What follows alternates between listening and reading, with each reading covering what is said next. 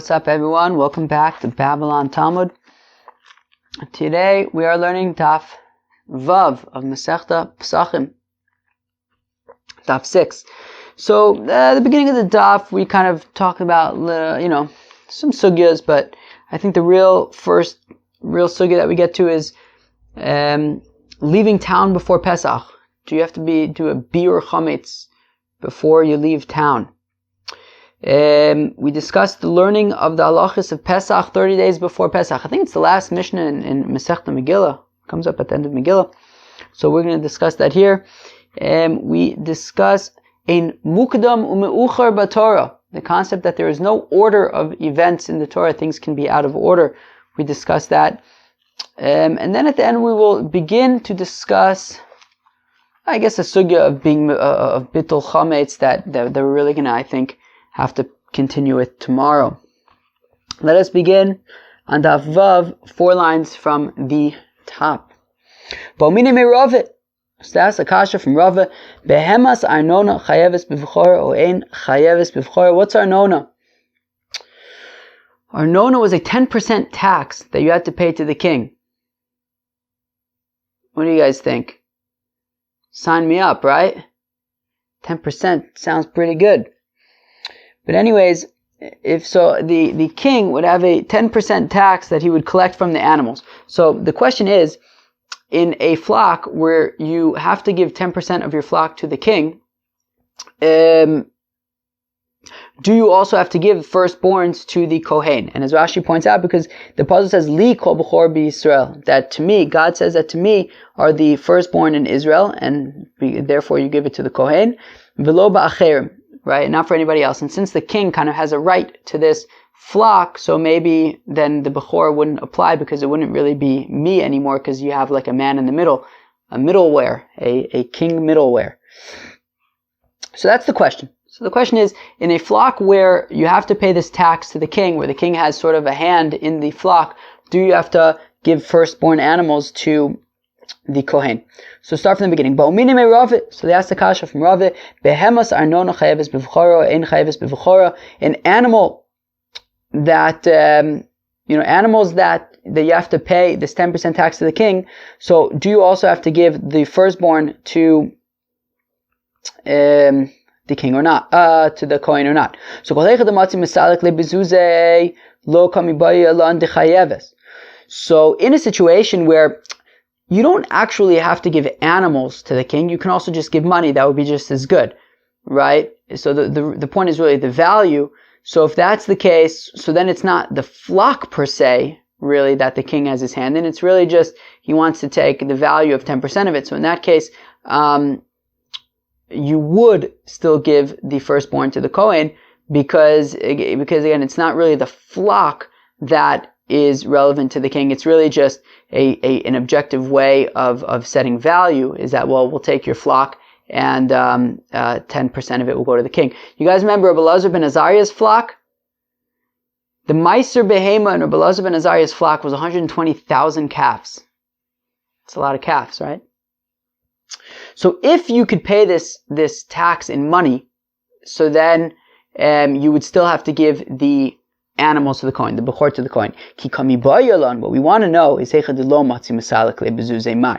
what if you're unable to pay this tax in money and you literally have to give animals to the king? So if that's the case, do you still have to give the bechor to the Kohen? So Amalu P'tura. So Rava says, in that case, you would not have to give the bechor to the Kohen, since the king takes tax from your flock. We learn in a brisa that you have to give the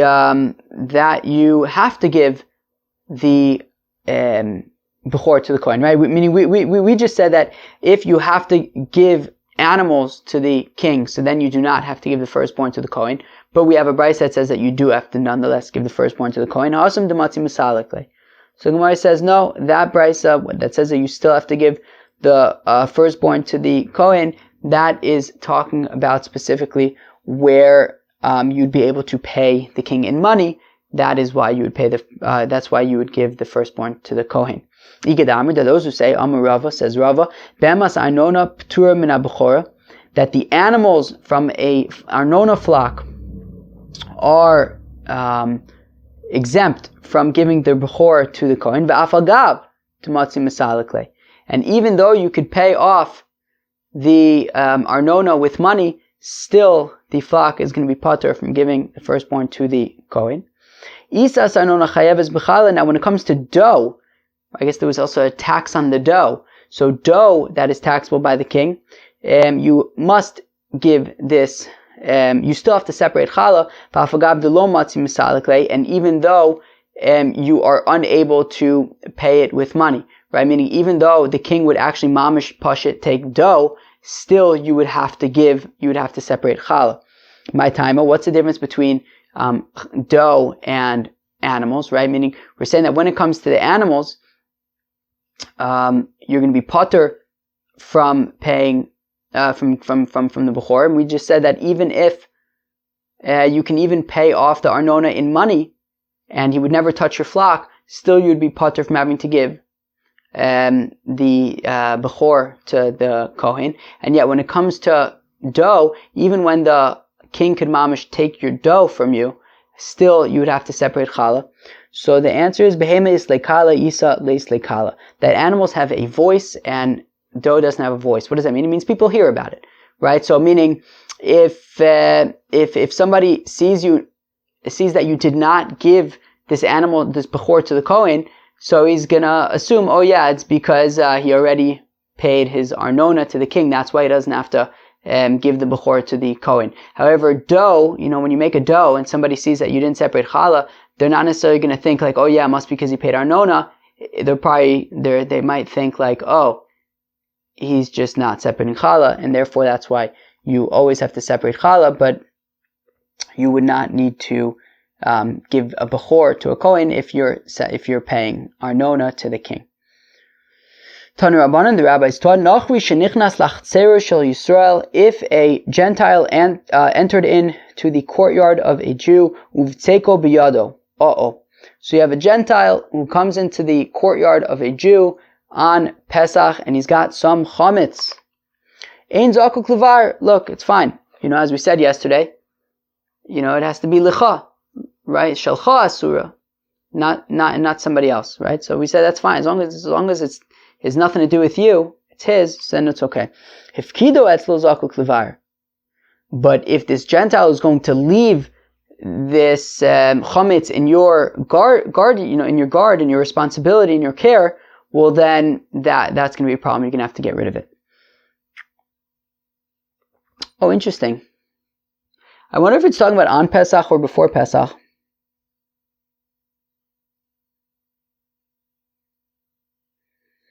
Oh, so Rashi says, Ein zaku klevar lo izkiko lo otzi es hanochri min habayis. Interesting. Okay. Anyways, no, because we're going to talk about later about how your chametz, once Pesach starts, comes like Asher Banoah, you can't even be mevatel it. But I guess you would still have to burn it, maybe because of Bal Yirah, Bal Yimatzeh. Okay, but that's a whole different sugya, and I think we're really going to get to that tomorrow.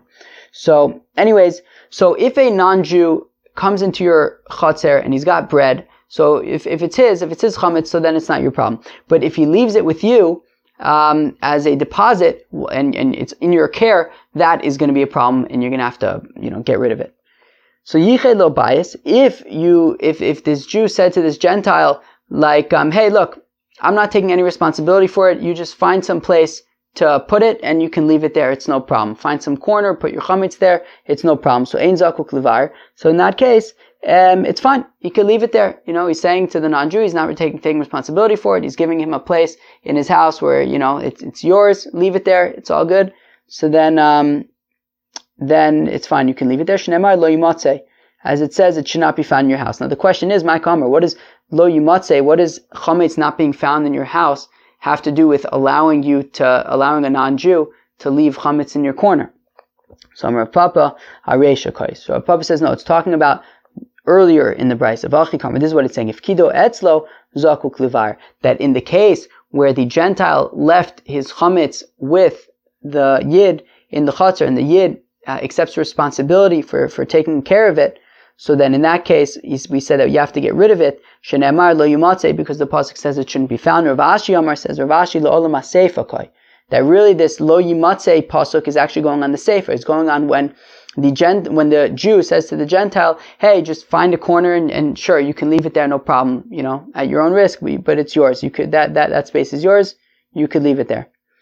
So vachikamar yichid lo bayis, if he said, look, my house is your house, find some place, make yourself comfortable, put your chametz there, ein zakuk levar, then you don't need to get rid of the chametz, you can leave it there. Shenemar lo yumatzi bevatechem.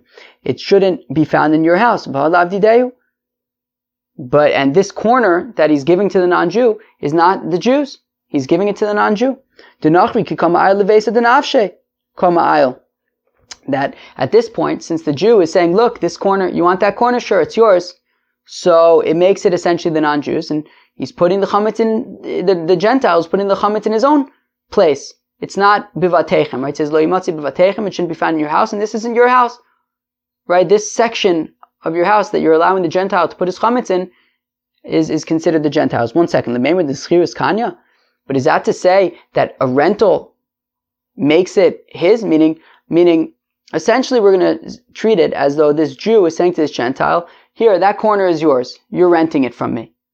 But the Gemara asks, just because this Gentile is considered to be renting this corner, does that make it as though it belongs to the Gentile? But I'll bring you a proof in the contrary. V'otnan, we learn in a mission in Avodah Zarah, even in a place where they said that you're allowed to rent your property to a non-Jew, lo leveis dira amru, you cannot leave it or to an oved avodah zarah, to an akum, so then do not rent it out to this akum to live in, mipnei shemachnisin l'soch avodah zarah, because he's going to bring his avodah zarah there. Now, b'yisakadaitich the schirus kanya, but if it's going to enter your mind to say, like we just wanted to argue, that schirus is kanya, right? We said in the context of chametz that when this Gentile takes this corner, when the Jew says to the Gentile, hey, that you want that corner, it's yours. So therefore it's considered like it belongs to the Gentile. And therefore the Gentile is really just taking chametz and putting it in his own area. So, but if that's the case, then okay, it should be no problem to rent out a house to an oved avodah zarah, because even if he puts his avodah zarah there, right, ki kama ayil leveise denafshe kama ayil. Because if we're going to say that when you rent something out to somebody, it becomes theirs, well then what should be the problem with renting out a house to an oved avodah zarah? Because after all, he's renting it. It's his. When he takes his avodah zarah, he's taking it into his own house. But from the fact that we say that you would be unable to rent your house to an oved avodah zarah, it sounds like even though he's renting it, it's not necessarily considered his. And if that's the case, then when it comes to chametz, even when the Jew says to the Gentile, hey, you want that corner? It's yours. Why should that be allowed? Because it's from avodah zarah, it sounds like schirus is not kona. It would still be the Jews, and therefore the Gentile would be unable to take the chametz there. So the Gemara answers, shayni hacha, it's different when it comes to chametz. How come? Da'apki rachman b'lashon lo yimatzeh. Because the pasuk says, lo yimatzeh, it should not be found, mishamatzu biyadcha, yatza zeh she'enu matzu biyadcha. It's different, da'afka, it says, from lo yimatzeh, it shouldn't be found, mashamatzu biyadcha, that which is available and found in your hands. To the exception of this, that it's not found in your hands, because you gave it to him. So therefore, it would be acceptable for the Jew to say to the Gentile, hey, you want that corner? It's yours. You can leave your chametz there for the duration of Pesach. I'm not taking any responsibility for it. It's yours. That would be acceptable. Says the Gemara, Amar Yehuda, Amar Rav, Hamotzei chametz bebeso b'yom tif, kofe olav esakli. So what do you do if it's yom tif and you find chametz in your house? Now what's interesting is you're already mevatel it. So this chametz doesn't belong to you anymore. Now the thing is, but it's in your house, right? So there isn't an issue of ba yira, ba yimatzeh, because you're mevatel it. It's not yours. So therefore, there's no issue of ba yira and ba yimatzeh. However, we're concerned that you might come to eat it by accident. So therefore, the solution is just take like a bowl or something, flip it over the chametz until after Yom Tov, because it's muktzah. After Yom Tov, then, probably take rubber gloves. You don't want to become contaminated by the chametz. Pick it up, maybe Close your nose with like a laundry pin. You don't want to smell it. You don't want anything to do with this. And close your eyes and deliver it outside. So if you see chametz on Pesach, take some kind of a vessel, cover up the chametz so that nobody sees it, so that nobody accidentally eats it. Then after Yontif, you throw it in the garbage. Amar Rava, says Rava, imshal hekdishu. Now, if this chametz is hekdish, right, you designate it to the Beis Hamikdash, so then you don't need to flip anything over it. Einu tzarich, my time, how come? Mibado b'dile mine, because you're already going to separate yourself from hektish, so you're not concerned that you're going to eat the hektish in any event. Omar Rav Yehuda Amarav chametzo shanochri oselo mechitza asar tfachim. Okay, walls of 10 tfachim. I think yesterday we talked about chotzers, today we're talking about walls of 10 tfachim. I hope that we're not going to continue in this direction.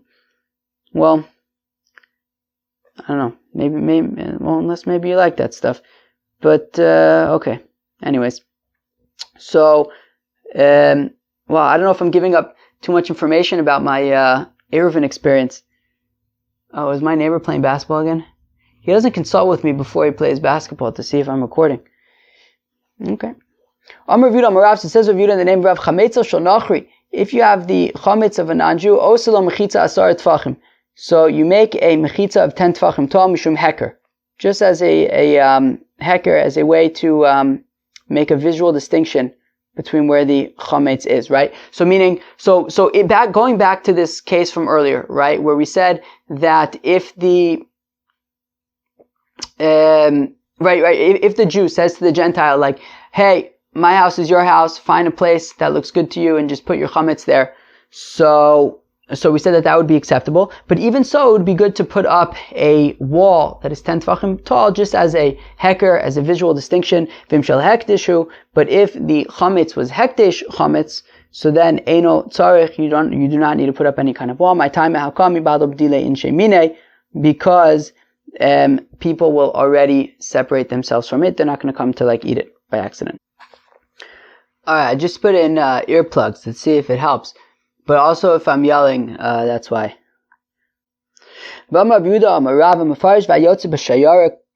So somebody who goes out to sea, or he goes out in a caravan, meaning he goes away, travels somewhere far away, okay? So if he goes and he travels far away, and it is there's more than 30 days until Pesach, so then he doesn't have to get rid of his chametz before he leaves. But if he goes out on a long journey and it's after Purim, i.e. it's within 30 days of Pesach, so then Zakuk Levair, then he's got to get rid of his chametz before he goes. Amar Abai, says Abai, Amar Toch Shloshim Yom Zakuk Levair, says Abai that when we say that within 30 days of Pesach he needs to get rid of his chametz before he goes, that's only if he's intending to come back on Pesach, right? Because he doesn't want to come back and there'd be chametz around, so he's got to get rid of his chametz before he goes. Avol, ein dai to lachzor. If he's not intending to come back on Pesach, well then, ein zakuk levair, he doesn't have to get rid of his chametz before he goes. I mean, if he comes back after Pesach, so then misama, it's chametz shavar alav Pesach, won't be able to use it. But at least if he's planning to come back on Pesach, when it's going to be a real issue if there's chametz around, so then make sure that you get rid of it before. And Amarle Rava says v'idai to lachzor, that if Abaye, we're talking about when he's planning to come back on Pesach, afilu mirosh Hashanah nami, then who cares if it's within 30 days that he would have to get rid of his chametz before he goes, if he's planning to come back on Pesach, even if he left his house on Rosh Hashanah, 6 months earlier. If he was planning to come back on Pesach, he's going to have to make sure there's not going to be any chametz around. So Ela Amar Rava, rather says Rava, Hada Amar Kodem Shloshim Yom Ein Zakuk Levair, that when Rav Yehuda said in the name of Rav that if he leaves more than 30 days before Pesach, he does not need to do a bir chametz. He doesn't have to get rid of his chametz before he goes. Lo Amaran Ela Shein Daito Lachzor. That's only as long as he's not intending to come back on Pesach. Aval Daito Lachzor. But if he's intending to come back on Pesach, afilu mirosh Hashanah zakuk levair, then even from Rosh Hashanah, even if he leaves 6.5 months earlier, he's still going to have to do a beer before he comes back if he's planning to come back on Pesach.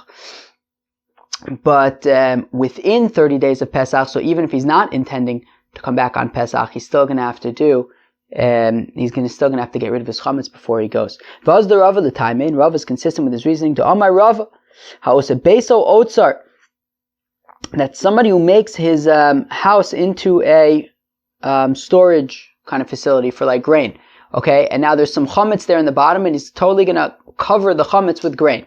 So, the fact of the matter is, you're probably not going to be taking any of this grain, right? Any of this chametz that's at the bottom of this pile now, you're really not going to get to anytime soon. So it's not really going to be any issue of bayiro, bayimatze. So, right, because there's like really no chance of you getting to it.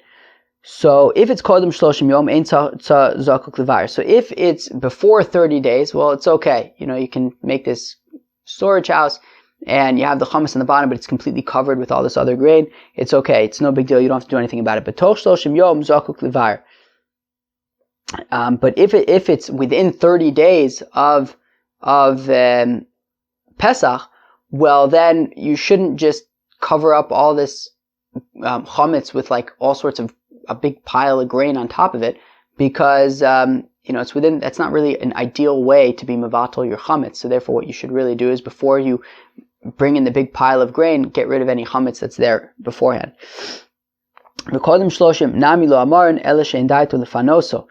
even when we say that if more than 30 days before Pesach, you plan to make your house into a storage unit, and you're going to be bringing in all this grain, and we said that you don't need to get rid of the chametz that is going to be on the bottom, that is only if you have no plan of clearing out this storage facility on Pesach. But if you're planning to clear away this big pile of grain on Pesach, and you're going to get to the bottom where there's the chametz, well then, then even if it's going to be more than 30 days before Pesach, you're going to have to get rid of the chametz before you put this big pile of grain on top of it, because if you're planning to clear it out on Pesach, well then, you don't want to uncover this chametz. What is the deal with this seemingly, up until now, arbitrary number of 30 days before Pesach? What's special about 30 days? Keditani, as we learn in a brayse,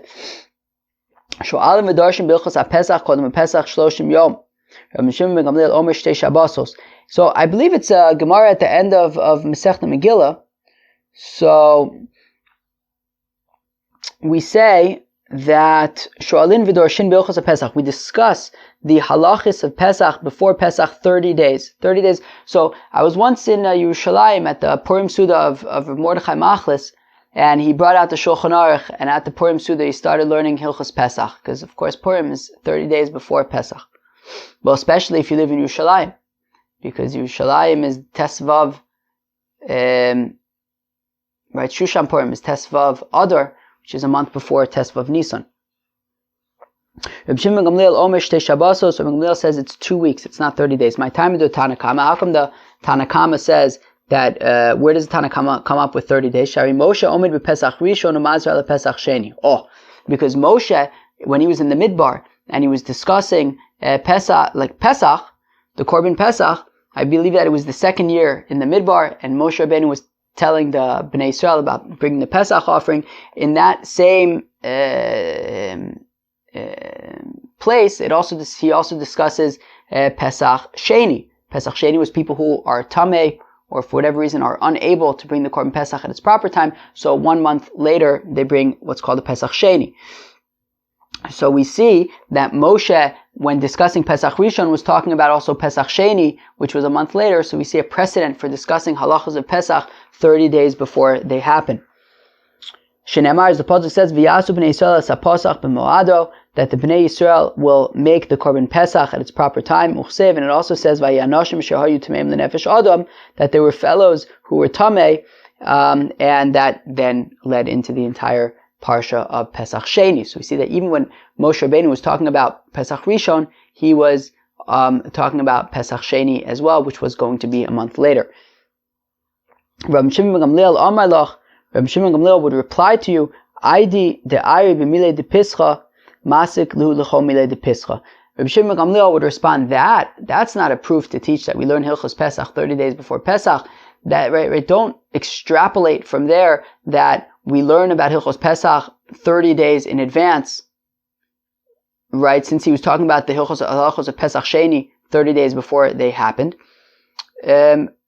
Rather, Moshe Rabbeinu was talking about the regular Korban Pesach, and once already he was talking about the regular Korban Pesach, so he talked about all the halachos of Korban Pesach, including even Pesach Sheni, but that's not necessarily to learn that you learn halachos of Pesach 30 days in advance. Okay. My time is Reb Shimon Gamliel, so then where does Reb Shimon Gamliel come up with 2 weeks?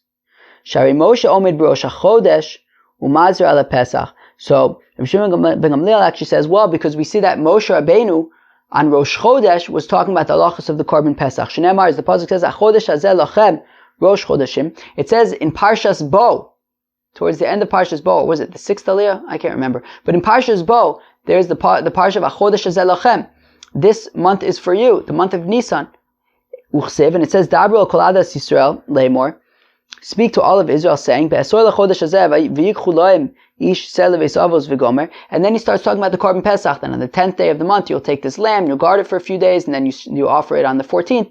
So we see that on Rosh Chodesh Nisan, Moshe Rabbeinu was already talking about the Korban Pesach, which was going to be sacrificed on the 14th of Nisan. So that's 14 days, which is 2 weeks. Now the Gemara wants to know, how do we know that when Moshe Rabbeinu was talking about the Korban Pesach in Egypt, he was talking about it on Rosh Chodesh? Maybe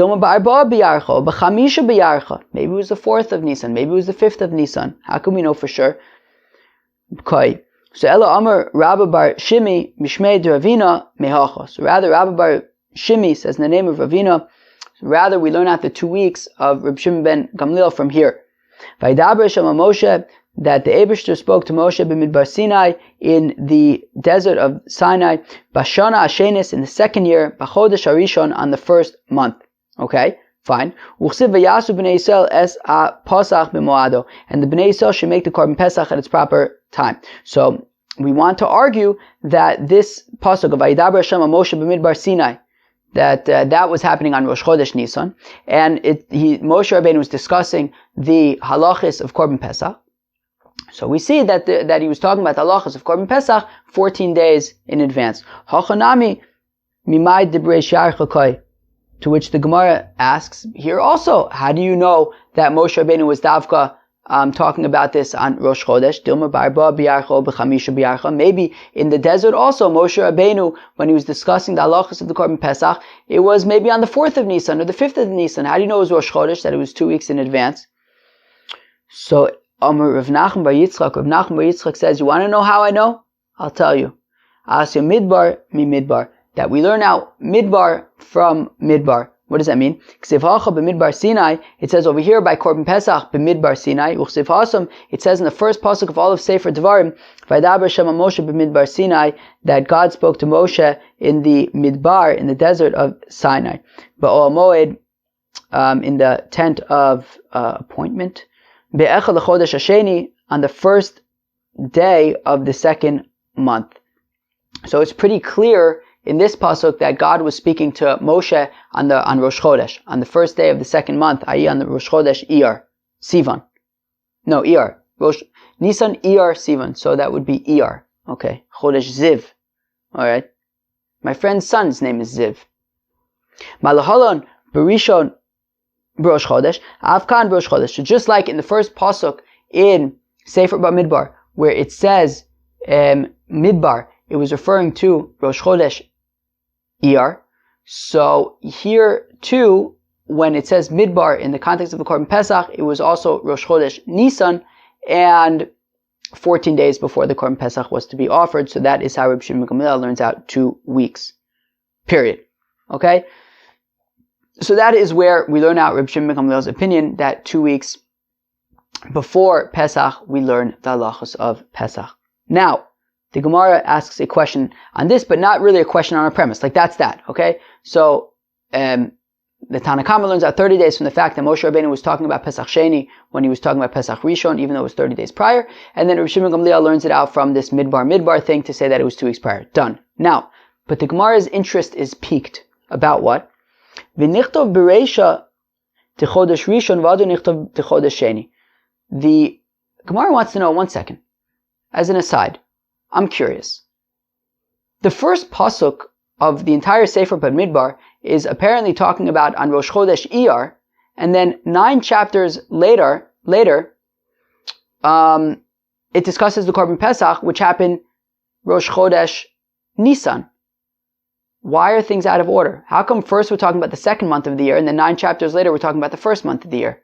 And both of them were the second year in the Midbar. So clearly things are out of order by a month. So Amar of Menashe bar Tachlifa Mishmei Derav Zosomeres in Muktam Muchar Bator. Oh, so it says of Menashe bar Tachlifa in the name of Rab that this indicates that clearly things in the Torah are not necessarily written chronologically, and that's okay. But you should know that the events listed in the Torah are not necessarily in chronological order, as we see here. That first we're talking about the Torah discusses Rosh Chodesh Iyar, and only later on does it discuss Rosh Chodesh Nisan, which was technically a month earlier. Rav Papa now gives a little bit of detail to this rule. La'amar ela b'trei inyane. He clarifies that when we say in muktam u'muchar b'Torah that things are not necessarily in chronological order, that is only in different sections, right? Meaning, if you take section A and section B, there's no guarantee that section A happened before section B. But within section A, there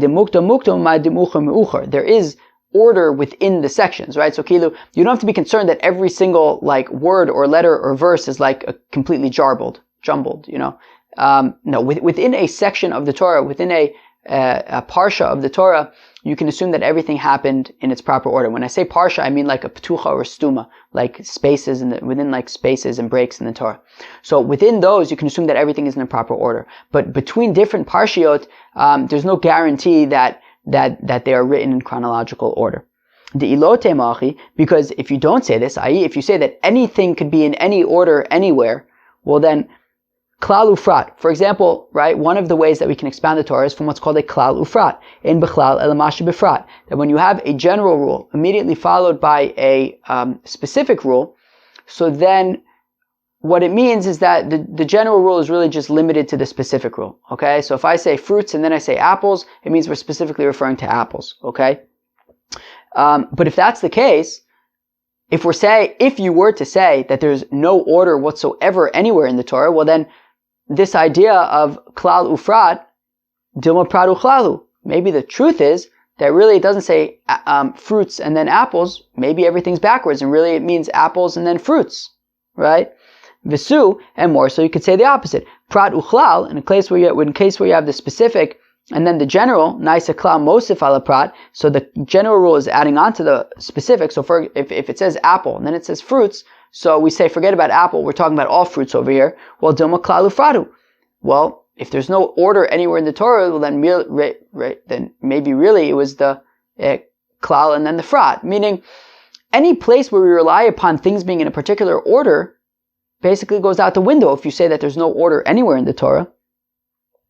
So therefore, it must be like Rav Papa, so that's why Rav Papa is saying that while between different parshiot, so then things could be out of order. But within the parsha itself, within the unit itself, things are in their proper order. And that's why when we have a klal and then a prat, you could say, okay, that's a klal ufrat, and the klal is limited to the prat. If that's the case, afilu b'trei inyane nami. Well, if that's the case, well then, if I have two different parshiot, right? So then I would be unable to take a klal from parsha A and then a prat from parsha B, because we just said that parshiot A and B may not be in any particular order. Well,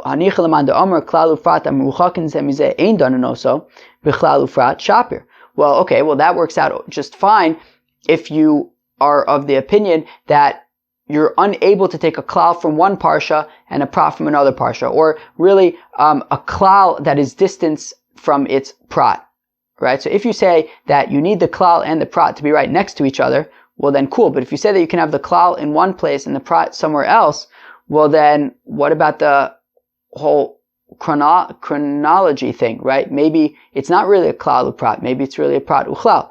So el lamando amar danin, but if you hold that you're allowed to just take any klal from one place and another prat from somewhere else, even if they're far away from each other, well then how do you deal with what Rav Papa said, which is that between parshiot they could really be out of order. So how do you know that the klal prat isn't really a prat klal? So the Gemara answers, afilu man amar danin, even when we say that the klal and the prat do not need to be immediately next to each other, they still have to be within the same parsha, right? You can't have a klal in parsha 1 and then a prat in parsha 2. That's not going to work out because, they might be out of order. And really it's not a klal or prat. Maybe it's really a prat or klal. But within the same unit, they don't necessarily have to be literally like one word after the next. You can have a klal in this parsha, in this pasuk, and then a prat in another pasuk. But they would have to still be within the same unit. Okay. Let's go back to the Gemara. We're not going to get we're kind of going to have to stop with a shtickle cliffhanger over here. But I still think it's worthwhile to go forward a bit and cover a little bit more ground. So Amar Rav Yehuda Amar Rav Habodek Tzarich Sheyivatel. Very interesting. I mean, this is what we do. But when you do bedikas chametz, you still have to do be mevatel the chametz, right? As we say, kol chamira v'chamia deika birshusi, right? What was it? The chazoi, the lo chazoi, that whole thing, right? Lehabe hefker ka'afra the ara, that whole thing. So after you search your house for chametz, you then also have to say, and any chametz that may be in my possession that I know about, that I don't know about, is batel. Is null and void, is not mine, I give it up, it's gone. I have nothing to do with it. So my time, how come? I mean, we just searched for chametz, we didn't find anything. How come I also need to do this bittul thing? So, inema mishum perurin haloch shive. If you're going to tell me, well, because maybe there's crumbs that you can't see. Okay, but that's insignificant. Who cares about crumbs? That's not important. And if you're going to say, well, yeah, but the fact of the matter is that I might not care about them on their own, but when I lock up my house, because I'm concerned about maybe my money or whatever, things that I don't want bad guys to get, automatically, memela, when I lock up my house because of the things I care about, I'm also, by association, locking up these crumbs of bread that might be there. So, meaning even though on their own they might not be significant, maybe I'll make the argument that since when I lock my house, I'm protecting everything that's in the house, including crumbs. Well, then, by definition, I care about them also, even subconsciously. But we see that that's not the case. Sofe te'enim, if you have figs, that after you harvest the figs, the only figs that are left are the figs that are just, they're never going to ripen, right? They're not good figs. But now, after the fig harvest, there's still grapes. The grapes aren't harvested yet, and he's still guarding his field on account of the grapes in the field. Sofe anovim, now,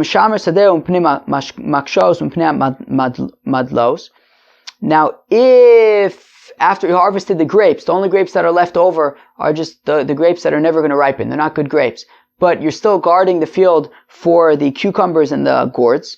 So if the Baal Habayis cares about these figs that are never going to ripen, or these grapes that are never going to ripen, well then asurin mishum gezel, you're not, right, you have to be, you can't, if you take these figs or grapes, it would be considered theft. V'chayavin b'maiser, and when you harvest them, you have to separate maiser. B'zman she'ein Baal Habayis makpid alein, but if the Baal Habayis doesn't care about these figs that are never going to ripen, or these grapes that are never going to ripen, well then, mutar mishum gezel, theft doesn't apply to them, they're hefker. Ufturin min maiser, you don't have to separate maiser. So we see that, these figs that are never going to ripen, or these grapes that are never going to ripen, they're insignificant. Even though you're still guarding the field because of the grapes, or you're still, or because of the squashes and cucumbers, that doesn't give any significance to these unripe fruits that you don't care about. So in our case also, even though sure, when you lock up your house at night, you're also locking up the chametz, that doesn't make them chashuv. So it doesn't make them significant. So therefore, why should I have to nullify any chametz after I've already searched and confirmed that there's no chametz around? So, Amarava gzer shemayimtza glusko yafe v'daite ilave. And I think we're going to stop with this. Rava says because we're concerned that maybe he's going to find a good geschmacke loaf of bread, and he's going to have, for a split second, have second thoughts about being mevatel this bread, and then he'll run into issues. And Chaver, we will pick up from here and understand this a little bit better tomorrow. That was Daf Vav of Masechta Pesachim. So what did we talk about? Sort of I think the main sugyas today was really leaving town before Pesach. So we said if you leave town and go travel a long distance more than 30 days before Pesach. So Abaye and Rav Yehuda say you do not have to get rid of your chametz before you go. Rava says, well, if you intend to return on Pesach, well then you need to get rid of your chametz before you go. If you're leaving town within 30 days of Pesach, well then Rav Yehuda and Rava say that you certainly need to get rid of your chametz before you go, whereas Abaye says you only need to get rid of your chametz before you go if you intend to come back on Pesach. Learning the halachos of Pesach, the Tanna Kama says that you begin to learn the halachos of Pesach 30 days before Pesach. Rabbi Shimon ben Gamliel says that you begin to study the halachos of Pesach 2 weeks before Pesach. And then we get into the sugya of ein mukdam u'mu'ucher b'Torah, that there's no chronological order in the Torah. You can have 2 different sections of the Torah that are written out of order, and that's fine. Rav Papa says, though, that that's only going to be between different sections, but within the section, you can assume that it's written in its proper order. Then we started to get into the sugya of being mevatel, your chametz, and we're going to continue with that tomorrow. Chevra, have a great, great day. Peace out.